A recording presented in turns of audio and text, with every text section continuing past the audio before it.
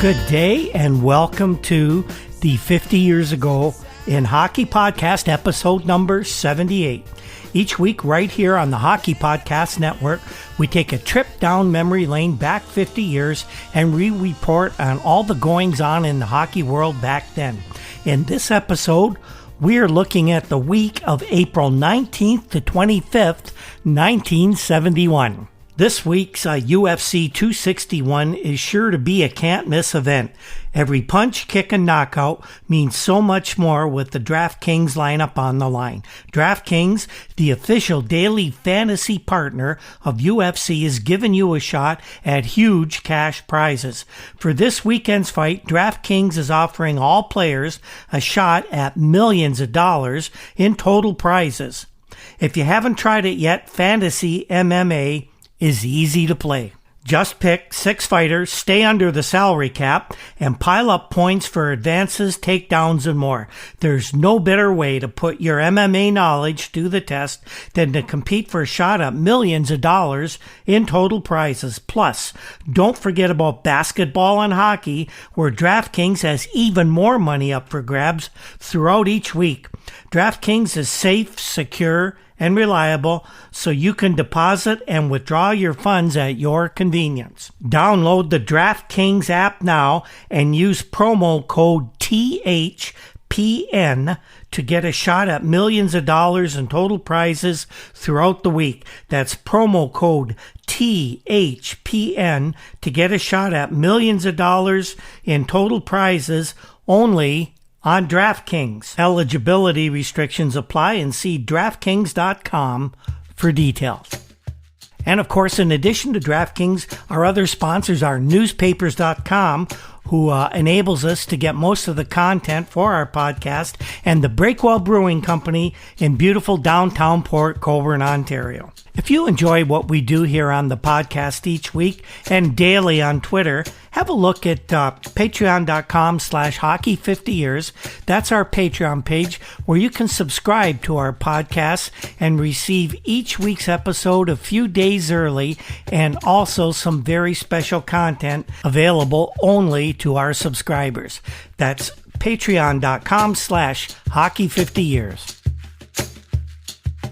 As this week dawned 50 years ago, the first round of the Stanley Cup playoffs, quarterfinals, divisional semifinals, whatever the heck they were being called back then, was over. Montreal Canadiens had pulled off the most stunning upset in recent memory, perhaps the most stunning upset ever, by eliminating the vaunted Boston Bruins in 7 exciting games. The Rangers took out Toronto in 6 games, and it took a like number of contests for the Minnesota North Stars to complete a slightly mild upset over a declining St. Louis Blues hockey club.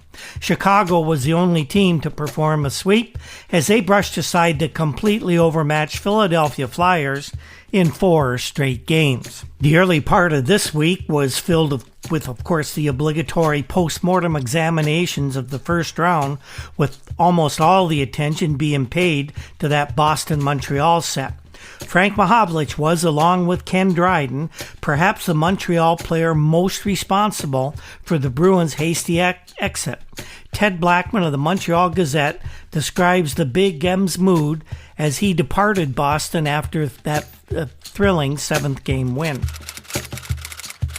Frank Mahovlich puffed his cigar, nursed a beer, and talked of many things, of Wales and Augusta National and Eddie Shack and the fundamentals of base running, and how babysitting his 3 youngsters was a hell of a lot of fun until the racket began giving him a headache at about the 90-minute mark.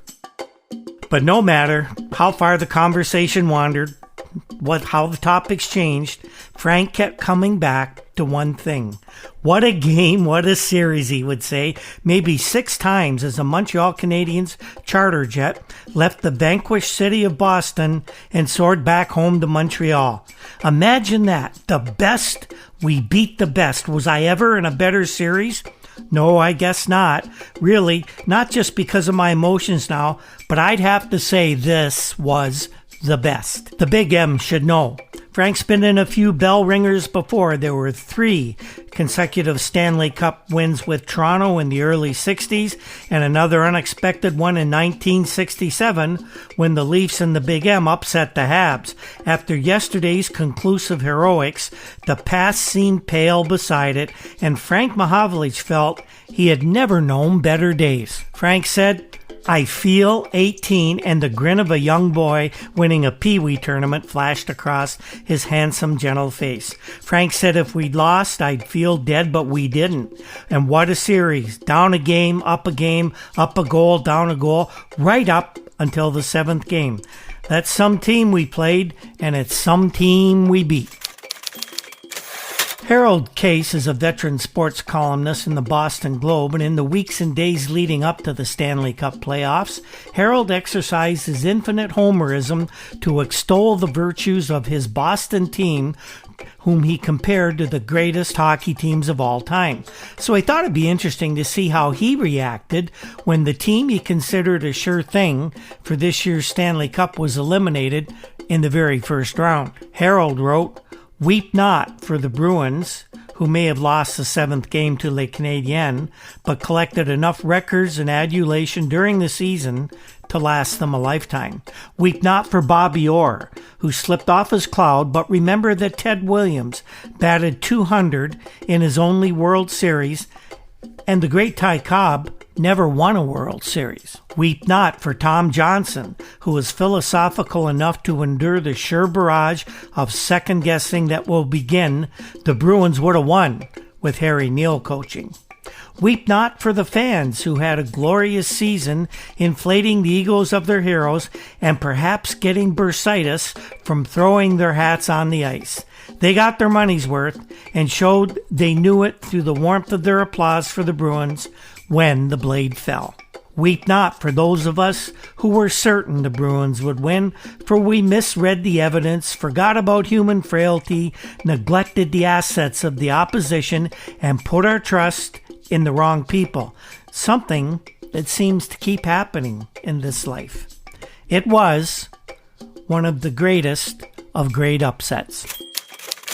When the Habs won, one of the people I really wanted to hear from was the Bruins' Derek Sanderson, never at a loss of words, whatever the subject. Sanderson spoke to Bob Morrissey of the Montreal Gazette, and here's some of the questions he answered for Bob. Derek was asked about Yvon Cournoyer. We know all about Ken Dryden, about Terry Harper, Emery Bouchard, Frank Mahovlich, but what about Yvon Cournoyer? Sanderson said, "He's the one who surprised me most. He just can't be intimidated any longer. Now he's 100% hockey player. Yes, he's even a tremendous checker. Just try and carry the puck past him." Derek was, of course, impressed with several other Habs as well. For instance, Frank Mahovlich. Derek said somebody made a big mistake and woke him up. Hell, he was really mad. One thing, he can really handle the pill. Then there's Pierre Bouchard. Derek says he's good, he's steady, and he can't be intimidated around the net. But maybe he should be a little more aggressive. Maybe he should fight more, although really you can't argue with the results in this series. Sanderson also thought that Terry Harper and Guy Lapointe, two of the Habs veteran defensemen, played very well in the series. Of Harper, he said he always plays well in Boston. He's good. He hit me a couple times. I think they're trying to make a Serge Savard out of him. Sanderson also compared Réjean Houle and Mark Tardif. Derek says, I think Houle's the better hockey player. He's smarter, and when he gets hit, he doesn't lose his temper. Tardif gets hit and he sulks. He's moody, and he always wants to fight. Sanderson added, one thing, Tardif, he's got all the moves, but does he have the attitude to carry it? The Turk thought Jean Beliveau played really well, but he said it was John Ferguson who led the Habs. He gets them up. People think it's John, but it's not. It's Fergie who gets on the guys. A day after the series ended, Sanderson said he still couldn't believe that the Bruins were through for the year. In fact, when his alarm clock woke him up early in the morning, the first thing he thought of was the usual 10:30 practice. Derek said, now I can sleep until noon. I can sleep until noon from now until September. but I still can't believe that they did it to us. Francis Rosa is a hockey writer for the Boston Globe, and if you ever follow his writings, as I have to this year, he's got some strange ideas about hockey, but he is a pretty good writer, pretty good reporter. And he had this to say about the Bruins' loss.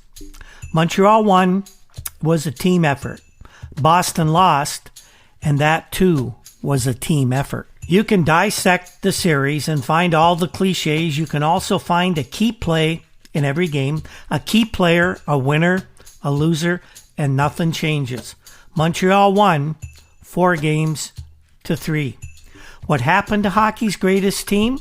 When and where and how did the team that finished third eliminate the record wreckers? There are almost as many opinions as there are players on both teams. Yet, in many instances, all these opinions come together.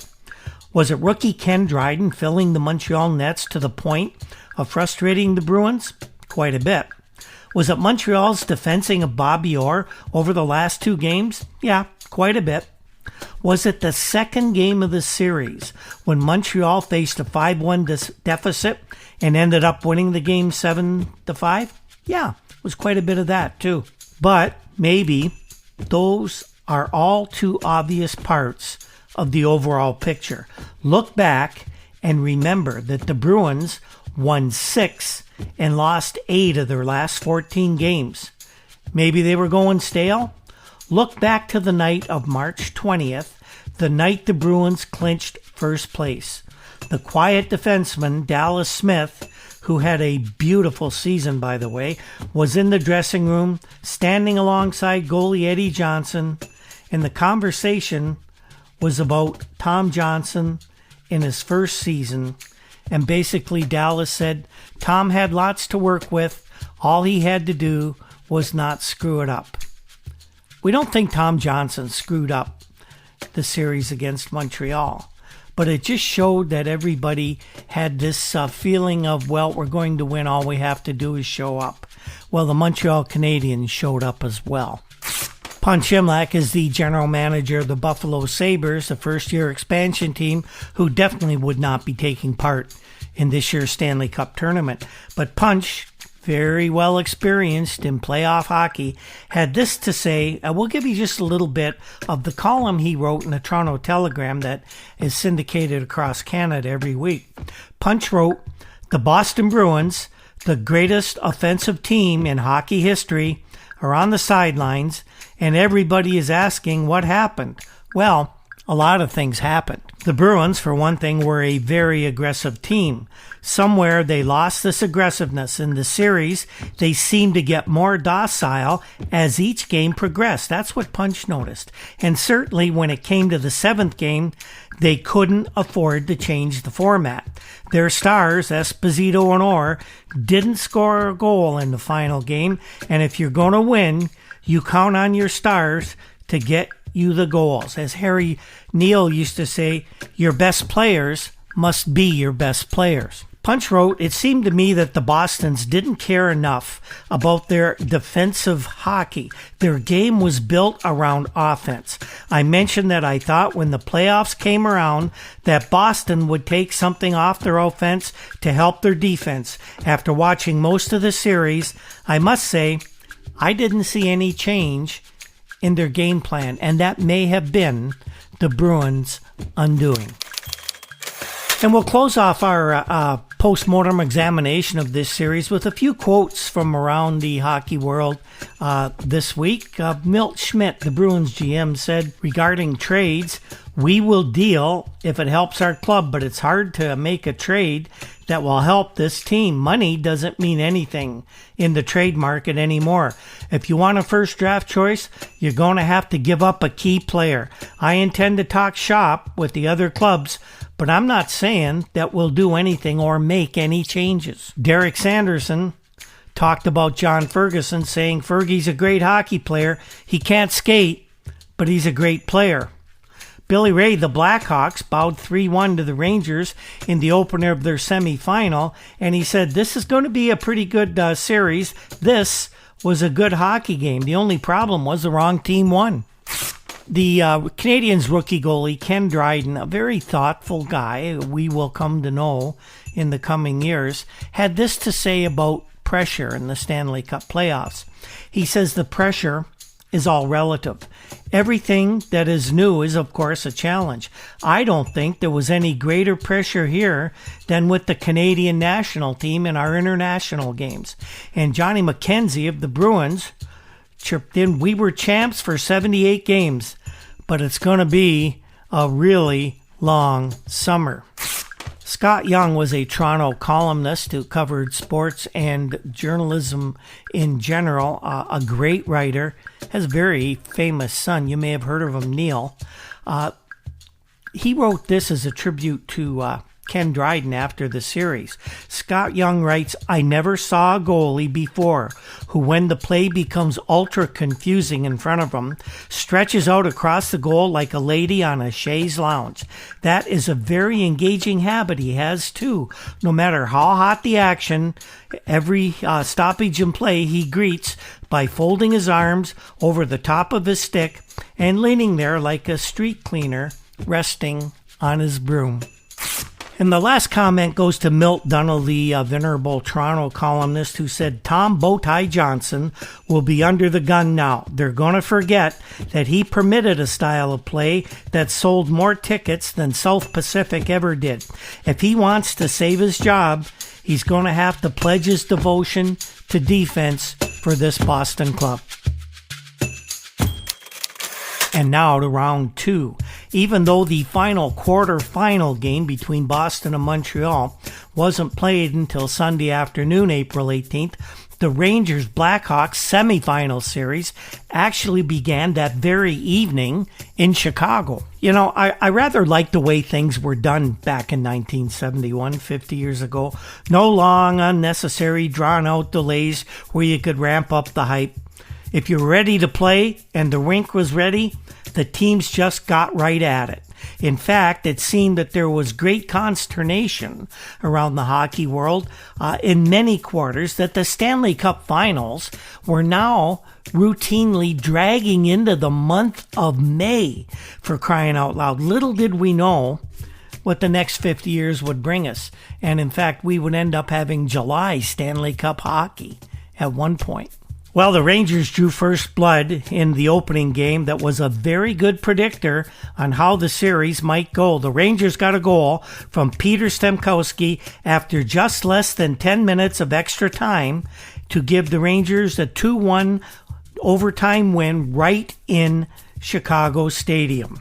Most of us and the people who wrote about these things for a living figured that this series was a very even matchup, and there's no doubt that it actually was.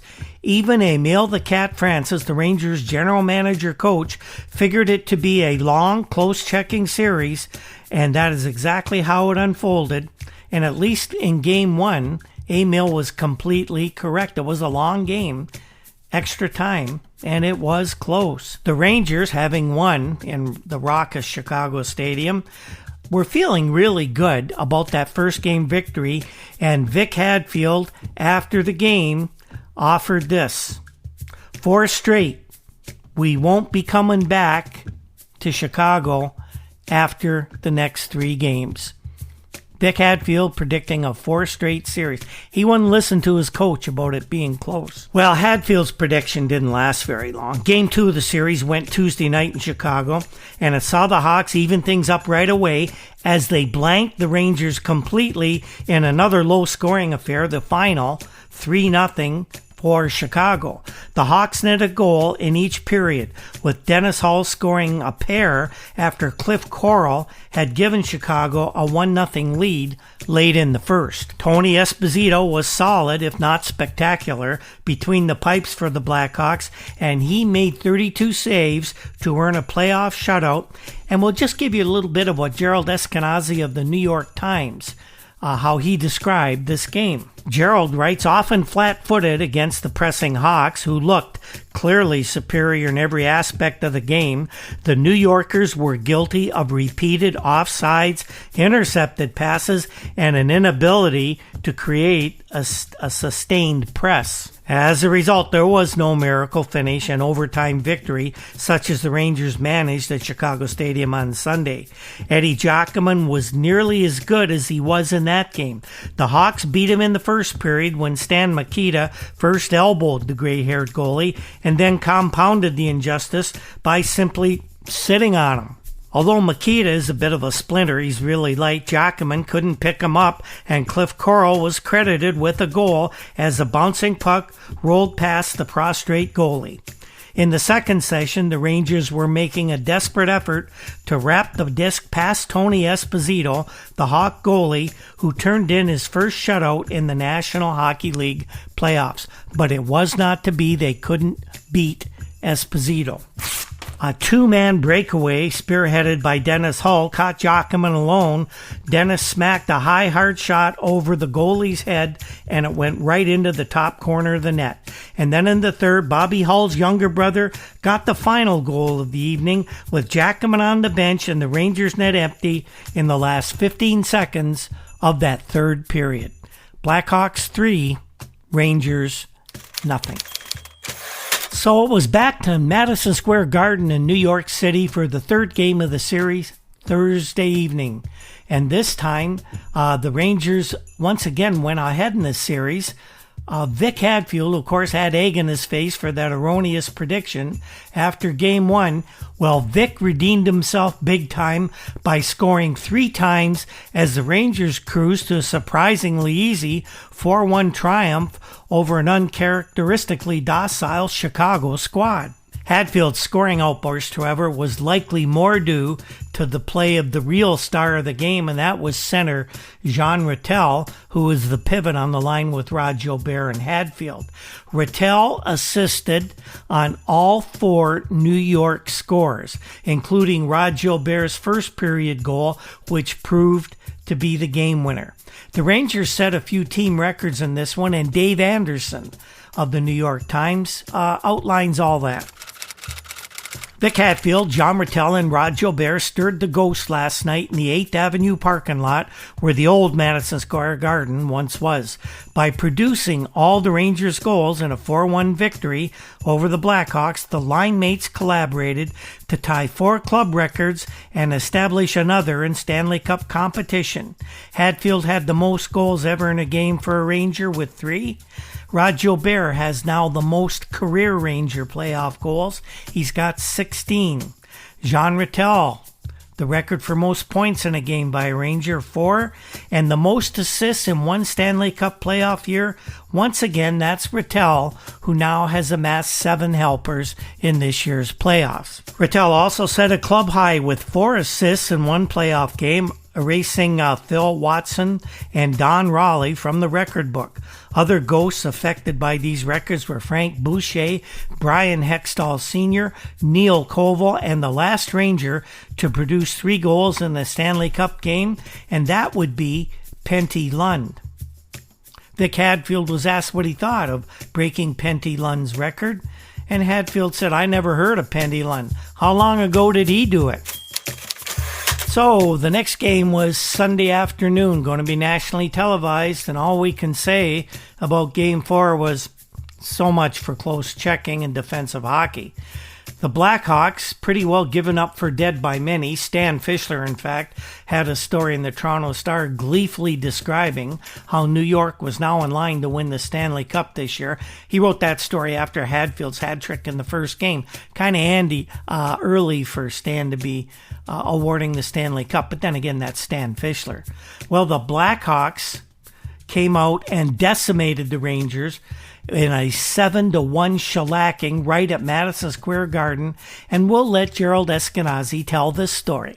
A deadly, perfect rebound performance by the Blackhawks caught the Rangers flat-footed, and the Chicagoans skated to a 7-1 rout to even their Stanley Cup semifinal series at 2 victories apiece. Rangers defenseman Tim Horton said we could have had him in the palms of our hands if we'd have won this game. While 17,250 Madison Square Garden fans and a national television audience watched, they must have wondered how the two teams can do about faces so suddenly, especially how the Blackhawks soared, helped by an early goal and continual forechecking by quick-handed forwards. Bobby Hull, he didn't score a goal, but he had 3 assists in the game with a virtuoso assortment of moves, shift, and dekes, summed up the victory neatly. It's the individuals who want it most who win the Stanley Cup. At playoff time, everything is all in the mind. The Hawks got the quick lift that started their adrenaline moving. Midway through the opening session, Danny O'Shea drew out Eddie Giacomin and passed to Jim Pappin, who deposited the puck in the Ranger goal. Before the second period began, the stitch cut on Giacomin's left hand, injured when Hull stepped on it in a game last week, opened and began to bleed. Giacomin continued, but for the first time in this 4 of 7 series, the Blackhawks got to him. Bill White ripped home a screenshot. O'Shea scored on a 2-on-1 breakaway, and Stan Mikita, who faked a pass to his right, shot and got the puck in on Giacomin's far side. It was 4-0 with the second period drawing to a close, and the New Yorkers could do little about it. Tony Esposito, the Hawks goalie, has said he wants to outdo Giacomin and settle which of the two is the National Hockey League's top netminder. Well, Tony on this night received superb help from his defense. Coach Billy Ray of the Blackhawks countered, "A big save on one end means a good play starting toward the other end." And that pretty well explained to some degree why it's so important for the Rangers to score first in a game, and they did not here. As commanding as the Rangers were on Thursday night when they trounced the Hawks 4-1, they were as blunted by the Chicagoans yesterday, rarely forming plays and losing the disc repeatedly and not getting sticks on bouncing pucks anywhere near Esposito. The Hawks kept up the pressure in the final session when Gilles Villemure replaced Giacomin in what was already a lost cause. So we would go into next week with the Rangers and the Blackhawks having solved nothing, a series tied at 2 games apiece, which is exactly where we figured it would be at this point. And these final 3 games are sure to be gathering our attention and keeping us spellbound. It's going to be a great series, and one of these 2 teams is going to compete for the Stanley Cup. While the Rangers and Hawks were battling, it was the upstart Minnesota North Stars taking on the Montreal Canadiens, fresh off the upset win over the Bruins. Minnesota would be hopelessly outgunned, everybody knew that, and they were hoping maybe they could steal an early game or 2 in the series while the Habs tried to recover from some post-upset hangovers. As a result of that unexpected victory, everybody thought maybe the Habs might just be a little bit overconfident, and the North Stars were hoping to take advantage if that would be the case. Now, despite that thought being in everybody's mind, the Habs were, of course, huge favorites going into Game 1, and the results of that game did nothing to alter anyone's view. The North Stars just weren't in the game. They were hoping for some sort of post-upset letdown for the Habs, but that wasn't going to happen in the first game. Montreal blasted Minnesota by a score of 7-2. Jacques Lemaire was the guy credited most with the Canadiens winning this one because actually in the first period, Canadiens started out like they were a bit hungover from the Boston win celebrations. Minnesota led 1-0. After the first period, but Lemaire suddenly came out in the second period. He scored 3 goals in that middle frame, and that appeared to awaken the Canadiens. It almost looked like they were sleepwalking through the opening 20 minutes. Minnesota outplayed Montreal by a fair margin in the first, but after Lemaire scored his first goal at 5:48 of the middle frame, the Habs were never headed. North Stars coach Jackie Gordon decided to go with veteran Gump Worsley in goal for Minnesota, and he did not blame the Gumper for the huge loss. He said that Montreal took over the game after their first goal by Lemaire. Gordon did, however, acknowledge that for Game 2 he would be going with Cesar Maniego between the pipes, but Jackie was quick to point out that he had planned to alternate his two goalers throughout the series anyway, so Maniego going in Game 2 is no surprise and is not a deviation from the original plan. Well, we understand that the Vic Hadfield disease is going around the league these days. Mark Tardif was the latest to suffer from foot and mouth disease. Tardif summed up what pretty well most were thinking. The North Stars were destined to be yet another of the 1967 expansion teams who would never win a game against one of those established clubs. And I refuse to call those established clubs the original six. It's a terrible misnomer that really never should have been used. Anyway, Mark Tardif had this to say after the game. We weren't ready in the first period, but now we're ready, and we'll win in 4 straight games. So Thursday's game at the Montreal Forum was expected to be yet another stepping stone on the Habs' ascension to the Stanley Cup final as they faced the North Stars in Game 2. In Game 1, Minnesota had given no indication that they would be any different from the St. Louis Blues, the only other expansion team to play in a playoff series against one of the old teams. However, on this April Thursday night, history was going to be made. For the very first time, a team from the new group would actually defeat an old club in a Stanley Cup playoff game as the North Stars unbelievably jumped out to an early 4-0 lead, with 3 of the goals in that first period being set up by former Canadian Danny Grant. North Stars then hung on for a completely shocking 6-3 victory over Montreal. In fact, though, only some good work by Stars goalie Cesar Maniego kept the Habs, who fought to the very end, from tying it up in that third period. While Minnesota's win was completely an unforeseen upset and history-making, as we mentioned, there was another incident in the game that actually took away from Minnesota's victory. And this happened on the Montreal bench in the third period. And it's almost unbelievable given the proud history of the Canadian. And Ted Blackman of the Montreal Gazette happened to see it, and he did report on this kind of serious incident. And it was maybe would portend things to come for the Habs. Ted Blackman wrote that John Ferguson's previously concealed displeasure with Al McNeil's coaching erupted into public rage when the volatile left winger protested his third period benching by throwing a bench side temper tantrum and stopping from the rink before the game had even ended. Fuming and banging his fists on the boards with each line change, Ferguson finally thrashed his stick into splinters after the last Minnesota goal, threw it over the team's sticks box as he barged into the dressing room in purple fury at 19:36, 24 seconds left in the game. David Molson said, "I've never seen anyone as childish as John Ferguson." Wisely, before heated words could turn the incident into an irreparable feud, Ferguson dressed without showering and fled into the night before the media was permitted access to the clubhouse. He had already delivered the message in a display of flaming anger visible to every spectator who was looking in that direction. Asked to comment on the benching and subsequent peak, Al McNeil explained his position quietly and firmly. "I set up 3 lines for the third period. I thought those 3 lines could pull the game out.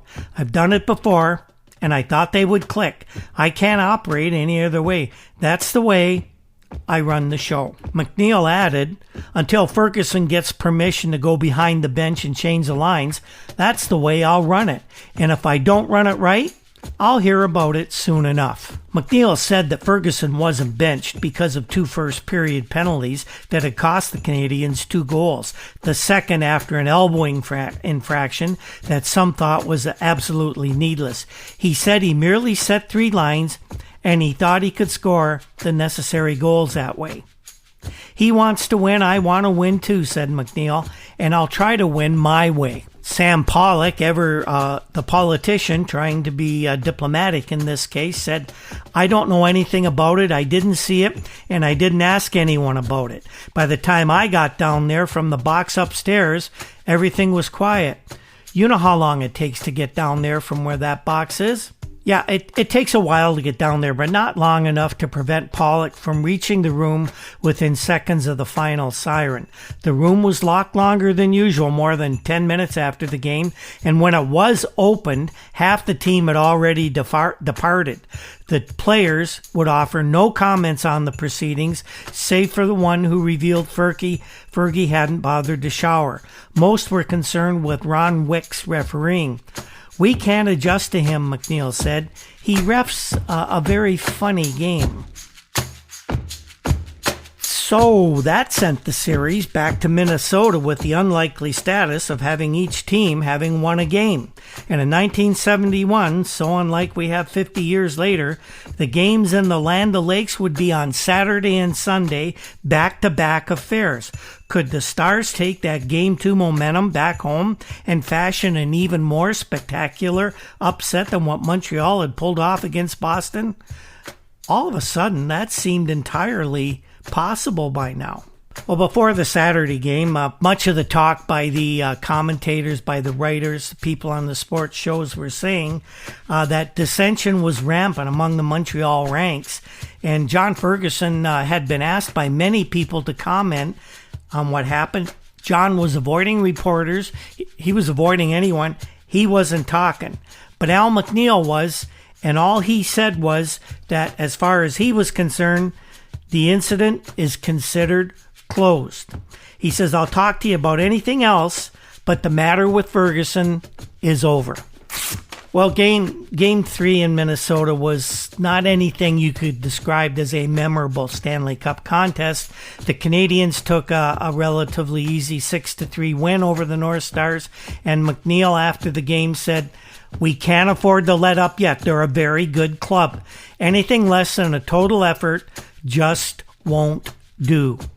Canadians were jubilant after the game, but McNeil kept the dressing room door closed for several minutes before he let the newsman in. It was a good game, Al said. Obviously, we got a better start than the last game, which of course is what we needed. Coach Jackie Gordon was probably a little exasperated as he said that the North Stars actually played the better games in Montreal. He said we checked better and we stayed on top of the puck. It could possibly have been just a little bit of nervousness before a very raucous and packed house in Bloomington. The North Stars just couldn't mount any type of consistent offense against Canadians who, unlike Thursday night, skated and forechecked Minnesota into almost total submission. With the forwards playing so well, the defense naturally followed suit, and the result was Minnesota spent most of the night trying to regroup after seeing the offensive plays repeatedly broken up. Coach Gordon commented, I don't know why, but for some reason, we change our style when we play at home. We always try to stick handle in instead of firing it in, getting pucks deep, as they say in 50 years later. But we always try and fire it in and then go in after it. We try to get too cute, and we shouldn't. Gordon's original plan had been to play Gump Worsley in goal, but he had to switch to Cesar Maniego when the Gumper injured his groin during the pregame warm-up. Gordon said, I don't know when he'll be back. I know the last time he had a groin injury, he was out for quite a long time. That probably means that you're going to see Cesar Maniego for most, if not all, of the rest of this series. So the next day, Sunday, would be Game 4, and the Canadiens were expected, now that they had found their scoring eye, they were expected to take a 3-1 stranglehold lead in the series. Even Minnesota fans were almost resigned to the fact that the Canadiens now were really rolling again. But once again, the unexpected took place in this, the most improbable playoff years. The North Stars rose up and they clipped the Canadiens' wings by a 5-2 score, and suddenly this series was inconceivably tied at 2 games apiece. We have this report from the Canadian press. Almost everyone laughed in the Forum in Montreal Thursday when the North Stars set out to outplay Montreal Canadiens and win 6-3. It was the first time an expansion team had ever won a Stanley Cup game from an established club, and the Forum fans thought it was a crude humor from the team that had eliminated the Boston Bruins in the first round of the playoffs. Canadians, they said, deserved their little departures from normal. After all, who figured that they'd ever eliminate the Boston Bruins? Canadians gave everyone cause for more speculation and concern, ridicule, or enjoyment on the weekend. They were the first team to lose to an expansion team, and they also became the first team to lose 2 games in a playoff series to an expansion team. Now, the worry is gnawing at them, and they could become the first team from the old division of the National Hockey League to lose a series to a team from the new section. And that seems, as we've said, almost inconceivable, an unbelievable idea. At the very least. Canadians, who went into Bloomington with a 1-1 tie in the best-of-7 semifinal, established their superiority, at least that's what we all thought, with Saturday night's 6-3 victory. But on Sunday, the North Stars looked just as formidable. They took a 5-2 win to tie the series again, and the 5th game will be played in Montreal on Tuesday night. Jean Beliveau scored both goals for the Canadiens in that game, and other than his fine play, the rest of the team just seemed to be slumbering out there. The Canadiens submitted to the all-out assault that has transformed the North Stars from an ordinary expansion team to a tough playoff crew. The Stars, with encouragement from the capacity crowd of about 15,500, subdued the Canadiens in the second half of the game. Murray Oliver, who was once called nothing but a loser by Toronto Maple Leafs president Stafford Smythe, he didn't have a lot of opportunity to score playoff goals in his earlier NHL years. That was when he was with Detroit, Boston, and of course Toronto. Well, he scored his 6th and 7th playoff goals in this playoff season. Teddy Hampson, Jean-Paul Parise, and Danny Grant scored the others.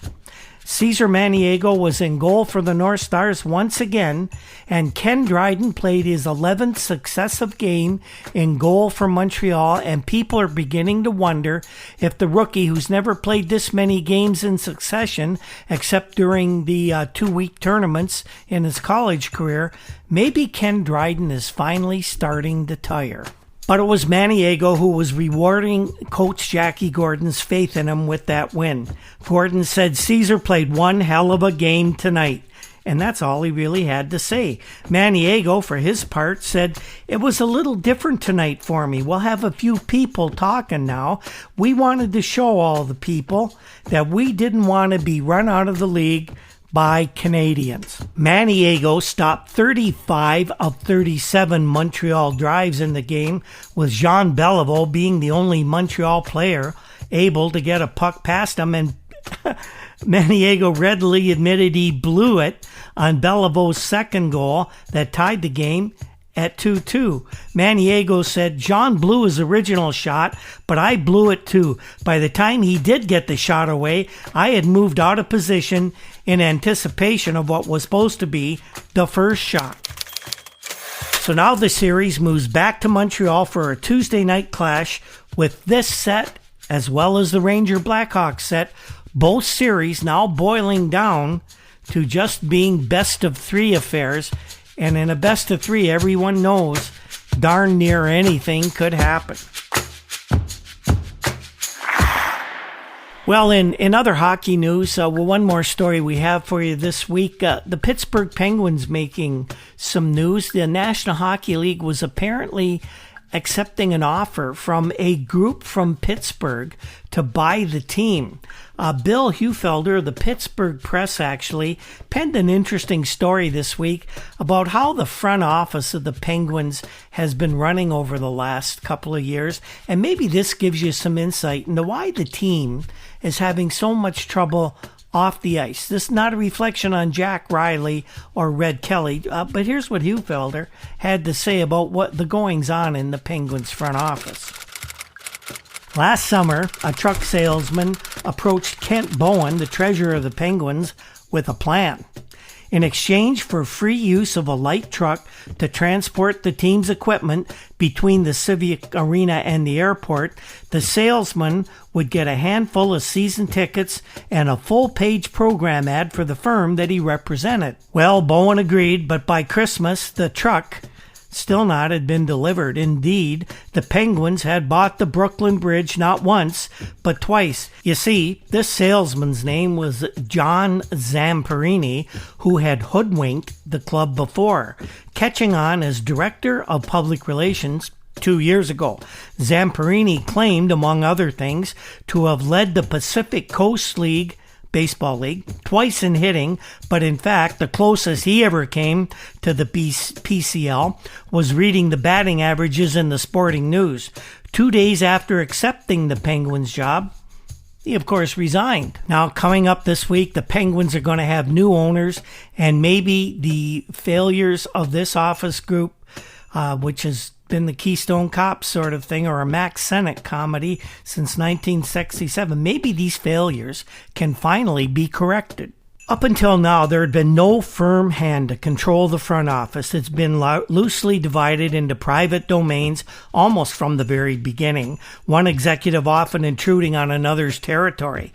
At mid-season, just this past year, Chuck Wheeler, who's a young marketing expert, bluntly went into the locker room and told the Penguins players, "I put the people in the building. Now it's your job to keep them there." It was Wheeler's job to issue attendance figures for each home game. The crowds unquestionably were big league, at least in their knowledge of the game, but as the Penguins' P.T. Barnum, Wheeler used a device that was not. In 17 of the 39 home games, he managed to scare up a few fans, real or imagined, in the attendance figures to give the Penguins an added 1,000 or so in the count. For example, the crowd figure would be announced at 9,021 when it was actually 8,971. Another example of how things have been run around the Penguins. The first president of the franchise was a politician, a state senator by the name of Jack McGregor. Jack believed in the spoils or the nepotism system for hockey. It must work in politics as well as it would work in hockey. So he hired his father-in-law as head of ticket sales.